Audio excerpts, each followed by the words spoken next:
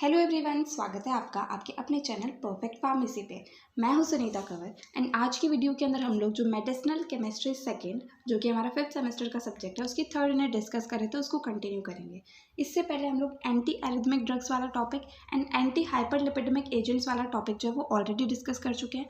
आज की वीडियो के अंदर हम लोग कोएगुलेंट्स एंड एंटी कोएगुलेंट्स वाला टॉपिक जो है वो कंप्लीटली डिस्कस करेंगे। तो अगर आप इस टॉपिक को अच्छे से समझना चाहते हैं तो प्लीज़ आप इस वीडियो को एंड तक देखिएगा एंड बाकी भी इस सब्जेक्ट के कोई भी टॉपिक्स आपको समझने हैं तो उसकी जो वीडियोस है वो आपको प्लेलिस्ट के अंदर मिल जाएगी। ठीक है, मेडिसिनल केमिस्ट्री 5th सेमेस्टर वाले प्लेलिस्ट के अंदर मिल जाएगी, तो आप जाकर के चेक कर सकते हैं। एंड सारी वीडियोस आपके लिए बहुत ज़्यादा हेल्पफुल रहेंगी अगर आप इन वीडियोस को देख के अच्छे से समझ के नोट्स जो हमारी वेबसाइट पे अवेलेबल है उन्हें पढ़ के जाएंगे तो डेफिनेटली आप एग्जाम के अंदर अच्छा स्कोर कर सकते हैं। ठीक है, तो चलिए हम लोग स्टार्ट करते हैं। सबसे पहले हम लोग कोएगुलेंट्स के बारे में पढ़ेंगे, उसके बाद में हम लोग एंटी कोएगुलेंट्स के बारे में पढ़ेंगे। ठीक है, सो कोएगुलेंट्स क्या होते हैं, ये क्या करते हैं, कोएगुलेशन की प्रोसेस को प्रमोट करते हैं। ठीक है, तो ऐसे ड्रग्स या फिर ऐसे एजेंट्स या फिर ऐसे सब्सटेंसेस जो कोएगुलेशन मतलब ब्लड क्लॉटिंग के प्रोसेस को प्रमोट करते हैं उन्हें जो है कोएगुलेंट्स कहा जाता है। ठीक है, अब कोएगुलेशन क्या होता है, कोएगुलेशन जो है सिंपली पहले अगर हम समझे तो क्या होता है, जैसे हमें चोट लग जाती है कहीं पर, ठीक है, तो थोड़ी सी देर के लिए खून निकलता है उसके बाद वो रुक जाता है ना, ऐसा तो है नहीं कि खून बहता ही जाता है बहता ही जाता है। अगर ऐसा होगा तो बहुत ज़्यादा ब्लड लॉस हो जाएगा। तो सिंपली हमें कोई भी चोट लगी और उसके बाद में जो है खून थोड़ी सी देर के अंदर बहना रुक गया तो उस प्रोसेस को जो है कोएगुलेशन या फिर ब्लड क्लॉटिंग कहा जाता है।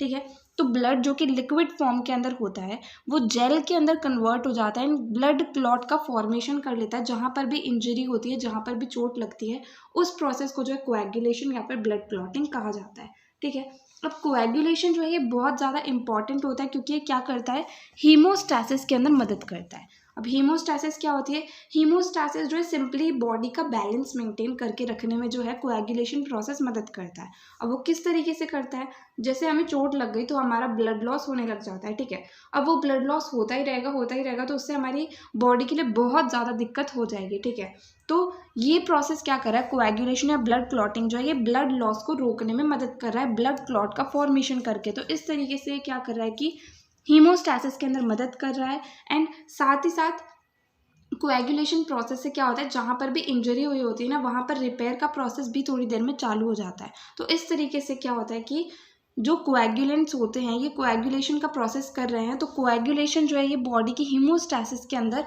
मदद करता है, इसलिए बहुत ज़्यादा इंपॉर्टेंट प्रोसेस होता है हमारी बॉडी का। ऐसे भी अगर हम लोग समझे तो हम लोग मतलब अभी तो नहीं बट बचपन में हम लोग बहुत ज़्यादा गिरते पड़ते रहते तो हमें बार बार चोट लगती रहती। तो अगर ये ब्लड क्लॉटिंग का प्रोसेस नहीं होता तो फिर तो अभी तक हम लोग कब के ऊपर पहुंच चुके होते। तो सिंपली यही है कि ब्लड क्लॉटिंग का प्रोसेस हमारे लिए बहुत बहुत ज़्यादा इंपॉर्टेंट है। ठीक है, एंड ये हीमोस्टैसिस के अंदर मदद करता है, मतलब ये बॉडी के अंदर जो है इक्विलिब्रियम मेंटेन करने में मदद करता है। ब्लड का लॉस जो है वो ज़्यादा होने नहीं देता, थोड़ा सा लॉस होता है वो थोड़ी देर में मैनेज हो जाता है। ठीक है, अब कोएगुलेशन जो होता है ये बहुत ही स्पॉन्टेनियस सा प्रोसेस होता है, जैसे चोट लगी एंड अपने आप ब्लड क्लॉटिंग हो गई। ऐसा नहीं कि हमने कुछ करा उसके बाद हुई, अपने आप चोट लगी एंड थोड़ी देर में जो है ब्लड क्लॉटिंग का प्रोसेस होकर के वहाँ से ब्लीडिंग जो है वो रुक गई।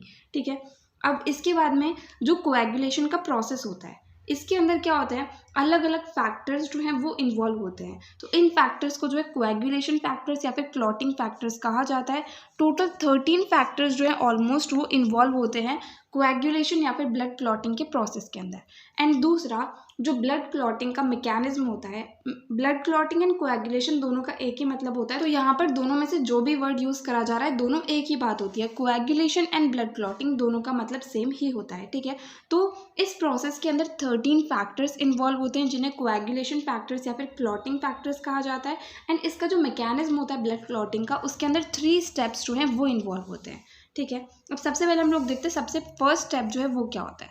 तो जैसे कोई भी इंजरी हुई, ठीक है, कोई भी चोट हमें लगी एंड उससे ब्लीडिंग होने लग गई, तो हमारे पास क्या होता है, फर्स्ट स्टेप के अंदर 2 पाथवे फॉलो हो सकते हैं, या तो इंट्रिंसिक पाथवे फॉलो होता है या फिर एक्सट्रिंसिक पाथवे फॉलो होता है। जब हमें चोट लगी है एंड ब्लड जो है वो नेगेटिवली चार्ज सरफेस के कांटेक्ट के अंदर आता है तो उससे क्या होगा, इंट्रिंसिक पाथवे फॉलो होता है। ठीक है, दूसरी तरफ इंजरी हुई है एंड जो इंजर्ड टिश्यू है वहाँ से टिश्यू फैक्टर थर्ड जो है वो रिलीज हुआ है, ऐसा हुआ है तो उसके बाद में एक्सट्रिंसिक पाथवे जो है वो फॉलो होता है। ठीक है, तो इंट्रिंसिक एंड एक्सट्रिंसिक दो पाथवे होते हैं फर्स्ट स्टेप के अंदर, एंड इन दोनों में से कोई भी सिर्फ एक पाथवे जो है वो फॉलो होता है।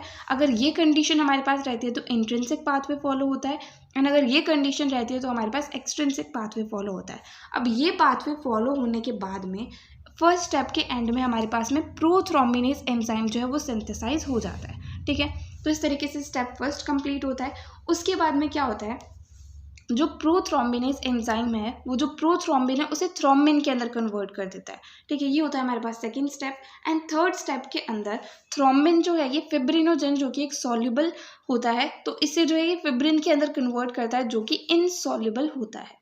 इस तरीके से 3 स्टेप्स के अंदर जो है ब्लड क्लॉटिंग होती है। ठीक है, अब जो एवरेज टाइम होता है ब्लड क्लॉटिंग का, वो एवरेज टाइम जो है वो 5 मिनट होता है। ठीक है, मतलब एवरेज टाइम 5 मिनट है, तो 2 to 5 मिनट के अंदर जो है ब्लड क्लॉटिंग हो जाती है। जैसे 1 मिनट के अंदर भी हो सकती है, 2 मिनट के अंदर भी हो सकती है, 3 मिनट के अंदर भी हो सकती है, 4 मिनट के अंदर भी हो सकती है, बट जो एवरेज टाइम है वो 5 मिनट का है। ठीक है, तो इस तरीके से ये जो था एक कंप्लीट ब्लड क्लॉटिंग या फिर कोएगुलेशन का प्रोसेस था। ठीक है, अब जो कोएगुलेंट्स होती हैं ये हमने देख लिया, ऐसी ड्रग्स होती हैं या फिर ऐसे सब्सटेंसेस होते हैं जो कि कोएगुलेशन के प्रोसेस को प्रमोट करते हैं। ठीक है, तो ये क्या करते हैं, कोई भी डिफेक्ट आता है ना कोएगुलेशन के अंदर, मतलब कोएगुलेशन के प्रोसेस के अंदर कोई भी दिक्कत आ रही है तो उसे सॉल्व करने का काम जो है ये ड्रग्स या एजेंट्स करते हैं। ठीक है, अब जो कोएगुलेशन से रिलेटेड दिक्कतें आती हैं वो या तो क्या होता है कि कोएगुलेशन प्रोसेस के अंदर कोई डिफेक्ट आ जाता है, या फिर कोएगुलेशन का प्रोसेस जो है वो बहुत ज़्यादा इंक्रीज हो जाता है। इस तरीके से 2 तरीके से जो है बीमारियां हो सकती हैं कोएगुलेशन से रिलेटेड, एंड ये एजेंट्स जो है हमारे पास कोएगुलेंट्स जो हैं ये एजेंट मदद करते हैं कि ये कोएगुलेशन के प्रोसेस को, ब्लड क्लॉटिंग के प्रोसेस को प्रमोट करे, एंड जो भी बीमारी हुई है, जो भी दिक्कत हुई है जिसकी वजह से कोएगुलेशन का प्रोसेस जो है वो खराब हो रहा है, तो उसे ठीक करने में जो ये ड्रग्स या एजेंट्स मदद करते हैं। सो यहाँ पर हमने सबसे पहले तो बेसिक इंट्रोडक्शन देख लिया कि कोएगुलेंट्स क्या होते हैं। ठीक है, अब ये ठीक कर रहे हैं या फिर प्रमोट कर रहे हैं कोएगुलेशन या फिर ब्लड क्लॉटिंग के प्रोसेस को, तो हमने उसके बारे में भी अच्छे से यहाँ पर जितना हमें सफिशिएंट है उतना हम लोगों ने यहाँ पर डिस्कस कर लिया है। ठीक है, अब नेक्स्ट हम लोग क्लासिफिकेशन देखेंगे कोएगुलेंट्स का। वैसे कोएगुलेंट्स एंड एंटी कोएगुलेंट्स का क्लासिफिकेशन पूछा नहीं जाता है, मेडिसिनल केमिस्ट्री के अंदर तो बिल्कुल नहीं पूछा जाता, फार्माकोलॉजी के अंदर कभी कभी पूछा जाता है। तो अगर आप क्लासिफिकेशन या मेडिसिनल के अंदर छोड़ना चाहें तो छोड़ भी सकते हैं, बाकी मैं एक बार के लिए यहाँ पर आपको बता देती हूँ। यहाँ पर जो है ये कोएगुलेंट्स जो उनका क्लासिफिकेशन दिया गया है। सबसे पहले मेनली 2 क्लासेस के अंदर क्लासिफाइड होती हैं। पहली आती है विटामिन के एंड दूसरी आती है मिसलेनियस। ठीक है, अब जो विटामिन के है इसके अंदर भी 2 क्लासेस आती है, एक तो विटामिन K1 एंड दूसरा K3। के अंदर भी K1 एंड K3।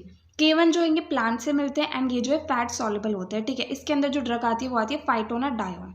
ठीक है, देन K3 जो है ये सिंथेटिक होते हैं। अब इसके अंदर भी ये फैट सॉल्युबल होते हैं एंड वाटर सॉल्युबल होते हैं। फैट सॉल्युबल जो होते हैं इसके अंदर जो ड्रग्स आती है वो आती है मैनाडायोन एंड एसिटोमेनाडायोन। ठीक है, एंड जो वाटर सॉल्युबल होती है इसके अंदर जो ड्रग्स आती है वो है menadione sodium bisulfite and menadione sodium diphosphate. ठीक है, अब दूसरी क्लास जो है हमारे पास वो आती है मिसलेनियस। मिसलेनियस के अंदर जो ड्रग्स आती है वो है fibrinogen, human fibrinogen, then anti haemophilic factor, desmopressin, ethamsylate, rutin, adrenochrome, monosemicarbazone. ठीक है, तो ये जो है सिंपली कोएगुलेंट्स का क्लासिफिकेशन था। अब सिलेबस के अंदर हमारे पास 2 ड्रग्स दी गई हैं कोएगुलेंट्स कैटेगरी के अंदर, एक तो आती है मैनाडायोन, एक आती है एसिटोमेनाडायोन। ठीक है, तो इनका स्ट्रक्चर एंड इनके यूजेस एंड ब्रीफ के अंदर हम लोग इनका मैकेनिज्म ऑफ एक्शन जो है वो यहाँ पर देख लेते हैं।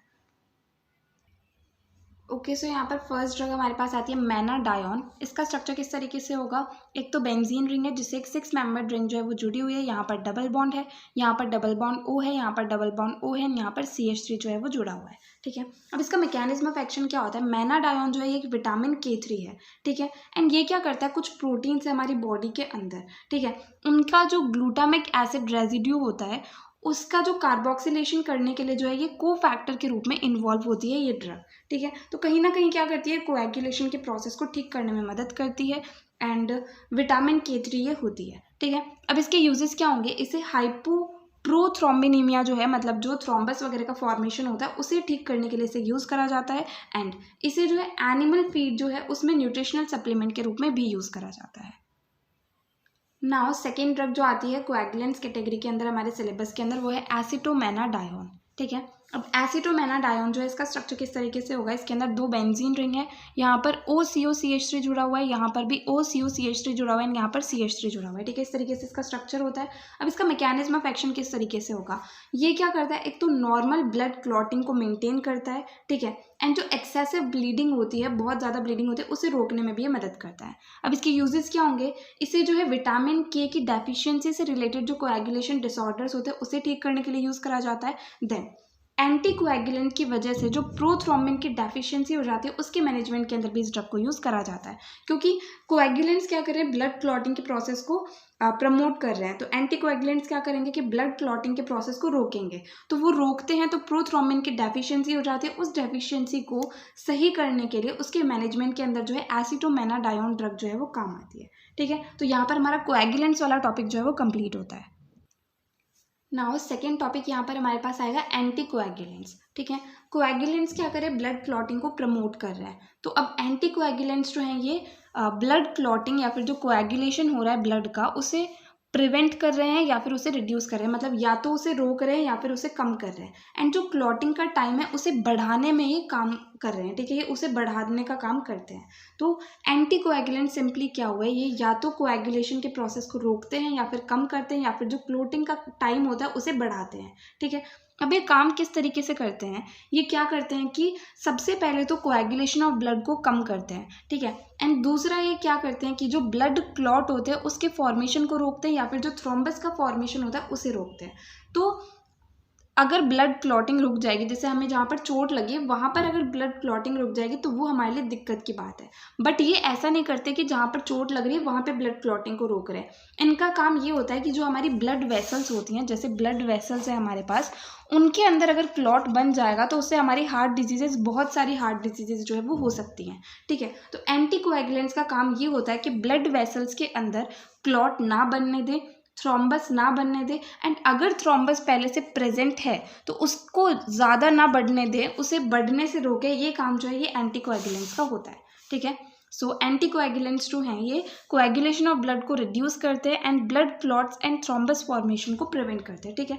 सबसे ज़्यादा इंपॉर्टेंस इनका इस चीज़ में है कि ये थ्रोम्बस के फॉर्मेशन को रोकते हैं, ठीक है, एंड ऑल्सो जो पहले से थ्रोम्बस प्रेजेंट है उसके एक्सटेंशन को रोकते हैं, मतलब उसे बढ़ने से ये रोकते हैं, ठीक है। तो इस तरीके से एंटीकोएगुलेंट्स का मेन काम ये होता है कि ये ब्लड क्लॉटिंग को रोकते हैं या फिर कम करते हैं, बट ये नहीं है कि जहाँ पर चोट लग गई वहाँ पर ये ब्लड क्लॉटिंग को कम करते हैं। ये ब्लड क्लॉट्स या फिर थ्रोम्बस वगैरह ब्लड वेसल्स के अंदर जो बन जाते हैं उन्हें रोकने में इनका काम रहता है। अब सिंपली एंटीकोएगुलेंट्स क्या होते हैं वो तो हम लोगों ने यहाँ पर देख लिया, ठीक है। इसके बाद नेक्स्ट हमारे पास क्लासिफिकेशन ऑफ एंटीकोएगुलेंट्स आता है, ठीक है। तो ये वाला क्लासिफिकेशन जो ये फार्माकोलॉजी के एग्जाम्स के अंदर बहुत बार पूछा जाता है, बाकी कोएगुलेंट्स का क्लासिफिकेशन तो कहीं भी नहीं पूछा जाता। सो क्लासिफिकेशन ऑफ एंटीकोएगुलेंट्स, तो एंटीकोएगुलेंट्स जो है इन्हें मेनली 2 क्लासेस के अंदर क्लासीफाई करा जाता है। सबसे पहले एक आते हैं इन वीवो एंटीकोएगुलेंट्स एंड दूसरे आते हैं हमारे पास में इन विट्रो एंटीकोएगुलेंट्स, ठीक है। अब इन वीवो एंटीकोएगुलेंट्स जो है हमारे पास, इसके अंदर भी हमारे पास आती हैं 2 क्लासेस, एक आते हैं पेरेंट्रल एंटीकोएगुलेंट्स एंड दूसरे आते हैं ओरल एंटीकोएगुलेंट्स। अब पेरेंट्रल एंटीकोएगुलेंट्स के अंदर भी 3 क्लासेस आती हैं।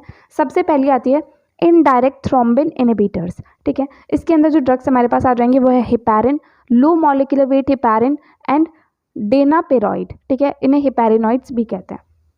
दूसरी क्लास जो आती है पेरेंट्रल एंटीकोएगुलेंट्स के अंदर वो आती है डायरेक्ट थ्रोम्बिन इनहिबिटर्स। इसके अंदर जो ड्रग्स आती है वो आती है लैपेरिड्इन एंड बिवेलिड्यूडिन, ठीक है। नेक्स्ट आती है इनडायरेक्ट फैक्टर XA इनहिबिटर्स। इसके अंदर जो ड्रग आएगी वो आएगी फोंडापैरिनक्स, ठीक है। अब जो सेकेंड क्लास हमारे पास है इन वीवो एंटीकोएगुलेंट्स के अंदर वो आती है ओरल एंटीकोएगुलेंट्स। इसके अंदर भी 3 क्लासेस हैं, विटामिन के एंटागोनिस्ट, जिसके अंदर हमारे पास आते हैं कुमैरिन डेरिवेटिव्स एंड इंडेन डायोन डेरिवेटिव्स। अब कुमैरिन डेरिवेटिव्स के अंदर जो ड्रग आती है वो आती है वारफेरिन एंड एसिनोक्यूमेरॉल, ठीक है। एंड इंडेन डायोन डेरिवेटिव्स के अंदर जो ड्रग आती है वो आती है फेनिनडायोन एंड एनआइसिन डायोन, ठीक है। ओरल एंटीकोएगुलेंट्स के अंदर सेकंड क्लास आती है डायरेक्ट फैक्टर XA इनहिबिटर्स। इसके अंदर जो ड्रग आएगी वो आएगी रिवेरोक्साबेन, ठीक है। एंड डायरेक्ट थ्रोम्बिन इनहिबिटर्स, इसके अंदर जो ड्रग आएगी वो आएगी डेबिगाट्रेन, ठीक है। इसके बाद में सेकंड जो हमारे पास क्लास थी एंटीकोएगुलेंट्स के अंदर वो है इन विट्रो एंटीकोएगुलेंट्स, जिसके अंदर एक तो आती है हिपैरिन एंड दूसरी तरफ आते हैं कैल्शियम कॉम्प्लेक्सिंग एजेंट्स जो कि है sodium citrate and sodium oxalate, ठीक है। अब एंटीकोएगुलेंट्स के अंदर से हमारे सिलेबस के अंदर जो 2 ड्रग्स दी गई हैं वो है वारफेरिन एंड एन-आइसिन-डायोन। इसमें से वारफेरिन जो है इसका सिंथेसिस भी हम लोग को यहाँ पर डिस्कस करना है। तो अब हम इन ड्रग्स के स्ट्रक्चर, अगर सिंथेसिस दिया है तो synthesis and uses and mechanism of action, वो चीज़ें जो है ब्रीफ के अंदर यहाँ पर देख लेते हैं। सबसे पहली ड्रग जो हमारे पास आती है वो आती है वारफेरिन। एंड वारफेरिन जो है इसका सिंथेसिस भी हम लोग को यहाँ पर देखना है। इसका सिंथेसिस बहुत ही ज़्यादा सिंपल है, टोटल 4 स्टेप्स, 4 भी नहीं, जैसे 1, 2 एंड 3 स्टेप्स के अंदर इसका जो सिंथेसिस है वो कंप्लीट हो जाता है। एंड सिंपल 4 स्ट्रक्चर जो हमें याद करना है, एंड बहुत ही सिंपल है, ठीक है। जैसे हम लोग देखते हैं, सबसे फर्स्ट हमारे पास आता है मिथाइल सैलिसाइलेट, ठीक है।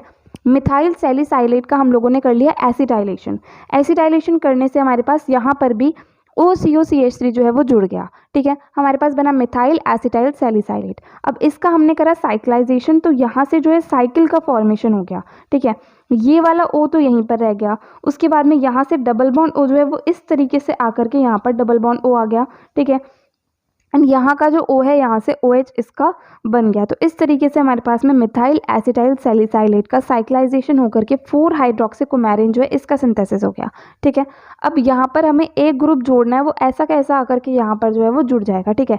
ये वाला स्ट्रक्चर तो सेम टू सेम यहाँ पर रहेगा। एंड यहाँ पर एक ये वाला ग्रुप जो हम यहाँ पर जोड़ रहे हैं वो यहाँ पर जुड़ जाएगा, तो वारफेरिन जो है इसका सिंथेसिस हो जाएगा, ठीक है। जैसे CH एंड बेंजीन रिंग तो यहाँ पर जुड़ गए। एंड ये जो है हमारे पास में CH2COCH3 ये यहाँ पर आ गया, ठीक है। तो बहुत ही सिंपल सा इसका सिंथेसिस है। तो वारफेरिन के अंदर मिथाइल सैलिसाइलेट का एसिटाइलेशन हम लोग करते हैं, जिससे हमारे पास OCOCH3 यहाँ पर भी आ जाता है, मिथाइल एसिटाइल सैलिसाइलेट का फॉर्मेशन हो जाता है। इसका हम साइक्लाइजेशन करते हैं तो उससे 4 हाइड्रोक्सीकुमारिन बनता है, यहाँ पर जो है साइकिल का फॉर्मेशन हो जाता है। देन हम एक ग्रुप को यहाँ पर ऐड करते हैं, वो ग्रुप जो है ऐसा कैसा यहाँ पर आकर के जुड़ जाता है, वारफेरिन जो है इसका फाइनली सिंथेसिस हो जाता है। तो वारफेरिन का स्ट्रक्चर किस तरीके से होगा, एक बेंजीन रिंग है, एक 6 मेंबर्ड रिंग है जिसके अंदर एक ऑक्सीजन है, यहाँ पर डबल बॉन्ड O है, यहाँ पर डबल बॉन्ड है, यहाँ पर OH है, यहाँ पर CH CH2COCH3, यहाँ पर भी एक इससे बेंजीन रिंग जुड़ी हुई है, ठीक है। इस तरीके से जो वारफेरिन का स्ट्रक्चर होता है। अब वारफेरिन जो इसके यूजेस क्या होंगे, इसे जो है जो डीप वेन थ्रोम्बोसिस होता है उसके ट्रीटमेंट के अंदर यूज़ करा जाता है। देन जो एम्बोलिज्म का रिस्क होता है उसे कम करने के लिए इसे यूज़ करा जाता है। देन जो सर्जिकल प्रोसीजर्स करते हैं उस टाइम थ्रोम्बोसिस को प्रिवेंट करने के लिए इसे यूज़ करा जाता है। एंड जो एट्रियल फिब्रिलेशन होता है उसके अंदर स्ट्रोक जो है वो ना हो, उसके लिए भी इस ड्रग को यूज़ किया जाता है। इसका मैकेनिज्म ऑफ एक्शन किस तरीके से होता है, ये क्या करता है कि जो prothrombin factor 7th, 9th and 10th होते हैं, इन सब के सिंथेसिस को ये कम कर देता है, ठीक है। एंड साथ ही साथ जो विटामिन K का जो इफेक्ट होता है उसे ये एंटागोनाइज कर देता है, क्योंकि विटामिन K क्या करता है, ब्लड क्लॉटिंग के लिए रिस्पॉन्सिबल होता है, तो ये उसके इफेक्ट को एंटागोनाइज करके ब्लड क्लॉटिंग को रोक देता है या फिर कम कर देता है, ठीक है। तो यहाँ पर फर्स्ट ड्रग हमारी कंप्लीट होती है जो कि थी वारफेरिन। नाउ सेकेंड ड्रग जो आती है एंटीकोएगुलेंट कैटेगरी के अंदर वो आती है एन-आइसिन-डायोन, ठीक है। इसका स्ट्रक्चर किस तरीके से होगा, सबसे पहले एक बेंजीन रिंग है जिससे एक 5 मेंबर्ड रिंग जो है वो जुड़ी हुई है, यहाँ पर डबल बॉन्ड O है, डबल बॉन्ड O है, यहाँ पर बेंजीन रिंग है, यहाँ पर OCH3 है, ठीक है। तो इस तरीके से इसका स्ट्रक्चर होता है। अब इसका मैकेनिज्म ऑफ एक्शन किस तरीके से होगा, ये क्या करता है, कुछ एक्टिव कोएगुलेशन फैक्टर्स जो होते हैं उसके सिंथेसिस को कम कर देता है, जैसे कि factor 2nd, 7th, 9th, 10th and साथ ही साथ जो एंटीकोएगुलेंट प्रोटीन्स होते हैं C एंड S उसके सिंथेसिस को भी रिड्यूस कर देता है, ठीक है। तो इस तरीके से जो है एन-आइसिन-डायोन जो है इसका मैकेनिज्म ऑफ एक्शन होता है। अब इसके यूजेस क्या होंगे, इसे एंटीकोएगुलेंट के रूप में तो यूज़ करा ही जाता है। देन जो वीनस थ्रोम्बोसिस होते हैं उसके प्रिवेंशन एंड उसके ट्रीटमेंट के अंदर इसे यूज़ करा जाता है। देन जो पल्मोनरी एम्बोलिज्म एंड जो कोरोनरी ऑक्लूजन होता है उसके ट्रीटमेंट के अंदर भी इस ड्रग को यूज़ किया जाता है, ठीक है। तो ये हो गया हमारा एंटीकोएगुलेंट वाला टॉपिक कंप्लीट। बट यहाँ पर हमारे पास एक ड्रग और दी गई है क्लोपिडोग्रेल्स, ठीक है। ये जो है ये एक एंटी प्लेटिलेट ड्रग होती है, ठीक है। तो इसका स्ट्रक्चर एंड इसके यूजेस जो है वो हम लोग यहाँ पर देख लेते हैं। यहाँ पर एक ड्रग दी गई है क्लोपिडोग्रेल, ये जो है ये भी हमारे सिलेबस के अंदर है। तो ये कोएगुलेंट एंटीकोएगुलेंट तो नहीं होती है, बट ये एंटी प्लेटिलेट ड्रग जो है वो होती है, ठीक है। तो सबसे पहले हम लोग इसका स्ट्रक्चर देख लेते हैं। एक बेंजीन रिंग है जिसपे क्लोरीन जुड़ा हुआ है, ठीक है।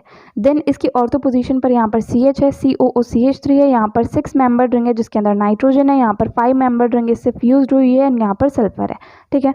इसका मैकेनिज्म ऑफ एक्शन क्या होगा, इसका मेन काम क्या होता है, एंटी प्लेटिलेट ड्रग। तो नाम से हमें पता चल रहा है कि प्लेटिलेट जो है उसके एग्रीगेशन को रोकती है, ठीक है। अब उसका जो कंप्लीट मैकेनिज्म ऑफ एक्शन है वो आपके पास लिखा हुआ है, बाकी ये पूछा नहीं जाता है, अगर आपको पढ़ना हो तो आप पढ़ सकते हैं। ठीक है। अब इसके यूजेस क्या होंगे, ये एक एंटी प्लेटलेट ड्रग होती है, तो ये क्या करती है कि प्लेटलेट के एग्रीगेशन को रोकती है, एंड साथ ही साथ ये क्या करती है कि हार्ट डिजीजेज एंड जो स्ट्रोक जो होते हैं उनके रिस्क को ये कम करती है। देन इसे एंटीकोएगुलेंट्स के साथ में यूज़ करा जाता है, जिससे कि थ्रोम्बोसिस जो है उसे रोका जा सके। साथ ही साथ इसे एस्पिरिन के साथ भी यूज़ करा जाता है, जिससे कि ब्लड क्लॉट्स जो है उन्हें प्रिवेंट करा जा सके। कुछ सर्जिकल प्रोसेसेस जो करे जाते हैं उसके बाद में जो ब्लड क्लॉट है वो ना बने, उसके लिए इसे एस्पिरिन के साथ में यूज़ करा जाता है। ठीक है। तो यहाँ पे हमारा जो कोएगुलेंट्स एंड एंटीकोएगुलेंट्स वाला टॉपिक है वो कंप्लीट होता है। अगर आपको इस वीडियो के अंदर कहीं भी कोई भी डाउट आए तो आप कमेंट सेक्शन में पूछ सकते हैं। इसके नोट्स जो है वो आपको हमारी ऑफिशियल वेबसाइट perfectpharmacy.in पर मिल जाएंगे, तो वो चीज़ आप वहाँ जा करके देख सकते हैं। एंड अगर नेक्स्ट वीडियो आप किसी भी पर्टिकुलर टॉपिक पर चाहते हो तो वो आप कमेंट सेक्शन में बता सकते हैं। ठीक है। एंड अगर आपको ये वीडियो हेल्पफुल लगी तो प्लीज़ आप इस वीडियो को लाइक करना, अपने फ्रेंड्स के साथ भी शेयर करना और चैनल को सब्सक्राइब करना। थैंक यू सो मच इस वीडियो को एंड तक देखने के लिए एंड चैनल को सपोर्ट करने के लिए।